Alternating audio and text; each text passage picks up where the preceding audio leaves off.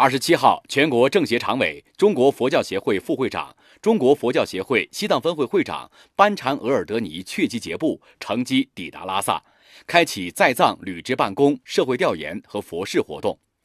班禅抵达拉萨贡嘎机场时，区党委常委、统战部部长斯朗尼玛、区政协副主席朱康土登克珠、萨隆平拉向班禅敬献哈达。班禅抵达驻地雪林多吉坡章时，区党委常务副书记、区政协党组书记刘江、区党委常委、拉萨市委书记肖有才、自治区副主席贾热洛桑丹增、朱守科、区政协副主席白马旺堆、于允贵向班禅敬献哈达，欢迎班禅的到来。